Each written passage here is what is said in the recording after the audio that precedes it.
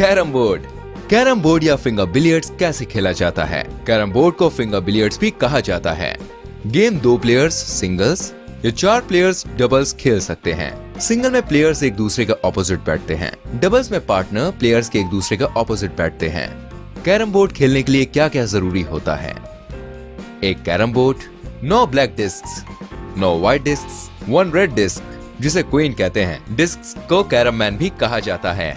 1 white striker disc. चलिए बात करते हैं कैरम बोर्ड के डिजाइन के बारे में। कैरम लकड़ी का एक स्मूथ और फ्लैट स्क्वायर बोर्ड होता है। इसके हर कॉर्नर में सर्कुलर होल होते हैं और हर होल के नीचे पीसेस को कैच करने के लिए एक नेट होता है। एक सेंटर सर्कल होता है। सेंटर सर्कल के पास एक आउटर सर्कल होता है। कैरम मैन को आउटर सर्कल के अंदर अरेंज किया जाता है। चारों साइड में बेस लाइन्स होती हैं। हर बेस लाइन के एंड में सर्कल्स होते हैं जिनको बेस सर्कल कहा जाता है। कैरम बोर्ड पर 4 डायगोनल एरो लाइंस होती हैं जो चारों होल्स की तरफ पॉइंटेड होती हैं। डायगोनल लाइंस फाउल लाइंस होती हैं। स्ट्राइक करते टाइम स्ट्राइकर डायगोनल लाइंस को टच नहीं कर सकता और आप स्ट्राइक करते टाइम लाइन को क्रॉस भी नहीं कर सकते। खेलने का पर्पस। कैरम का बेसिक ऑब्जेक्टिव स्ट्राइकर को फिंगर के साथ क्लिक करके किसी भी कैरम मैन को चारों में से एक होल में डालना होता है। गेम का एम पहली 9 कैरम मैन को क्वीन के साथ अपने ओपोनेंट से पहले कलेक्ट करना होता है। गेम का सेटअप। क्वीन को कैरम बोर्ड के सेंटर में और 6 पीसेस को व्हाइट और ब्लैक ऑल्टरनेट ऑर्डर में क्वीन को सर्कल करते हुए रखा जाता है। सर्कल के बाहर की साइड बचे हुए 12 पीसेस को white and black alternate order में रखा जाता है।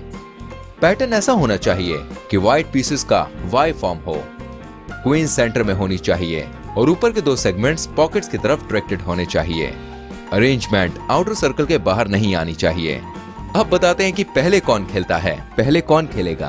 आप कॉइन को टॉस कर सकते हैं या कि आपके ओपोनेंट ने किस हाथ में प्लेइंग पीस को होल्ड किया हुआ है। स्ट्राइकिंग के बेसिक रूल्स। प्लेयर की कलाई या बाजू के अलावा बॉडी का कोई भी पार्ट कैरम बोर्ड के साथ टच नहीं होना चाहिए। प्लेयर अपने दोनों हैंड्स में से किसी भी हैंड के इंडेक्स, मिडिल या दोनों फिंगर्स का यूज करके स्ट्राइकर को स्ट्राइक कर सकता है। बैकवर्ड शॉट्स के लिए थंब का यूज किया जा सकता है या फिर बेस लाइन के साथ टच कर रहे पीसेस को स्ट्राइक करने के लिए रिबाउंड शॉट्स का यूज किया जा सकता है। चलिए अब बात करते हैं फाउल्स और पेनल्टीज के बारे में। जब किसी प्लेयर का फाउल होता है तो उसका टर्न खत्म हो जाता है और तुरंत पेनल्टी भी दी जाती है। पेनल्टी के तौर पर एक पॉकेटेड पीस को सर्कल में कहीं भी प्लेस करना पड़ता है। फाउल्स को इन सभी सिचुएशंस में रिकॉर्ड किया जाता है। अगर स्ट्राइकर होल पॉकेट में चला जाए, अगर प्लेयर पहले ही स्ट्राइक में क्वीन को पॉकेट कर ले, अगर प्लेयर अपने पीस के साथ ही स्ट्राइकर को भी पॉकेट ले जाए, अगर स्ट्राइकर या कोई अदर पीस बोर्ड के बाहर चला जाए, अगर प्लेयर क्वीन के साथ ओपोनेंट के पीस को पॉकेट कर ले तो क्वीन के साथ अपने एक पीस की पेनल्टी भी भरनी पड़ती है।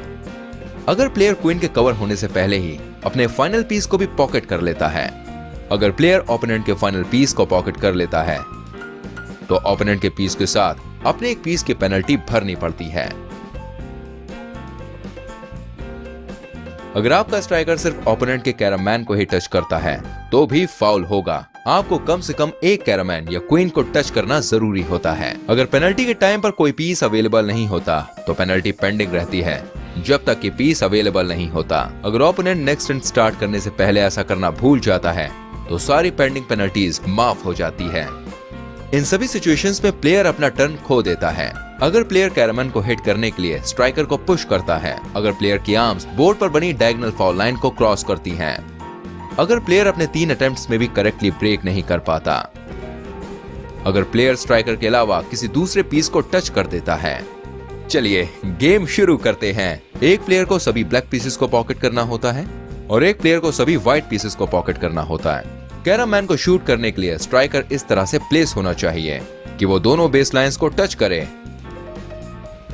या फिर स्ट्राइकर बेस लाइंस के एंड में बने रेड सर्कल्स पर प्लेस्ड होना चाहिए। जब एक प्लेयर स्ट्राइकर के साथ कैरम मैन के सर्कुलर पैटर्न को स्ट्राइक कर देता है तो गेम स्टार्ट हो जाता है। एक सिंगल प्लेयर या टीम को पूरी गेम में सिर्फ एक ही कलर के पीस को स्ट्राइक करना होता है और उनको जितना जल्दी हो सके पॉकेट करना होता है। हर प्लेयर के पास एक राउंड में सिंगल चांस होता है। अगर प्लेयर अपने पीस को पॉकेट कर लेता है तो उसे एक एक्स्ट्रा चांस मिलता है क्वीन की कवरिंग। एक प्लेयर क्वीन को तभी पॉकेट या कवर कर सकता है अगर उसने ऑलरेडी अपने कलर के एटलीस्ट एक पीस को कवर कर लिया हो। क्वीन के पॉकेट होने के बाद उसे कवर करने के लिए उस प्लेयर को अपने किसी एक कैरम मैन को पॉकेट करना होता है।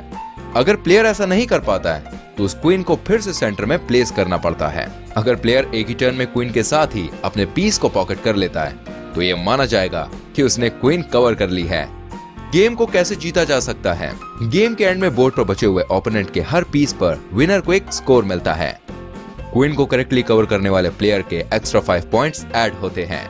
गेम टोटल 29 पॉइंट्स या 8 बोर्ड्स में खेली जाती है।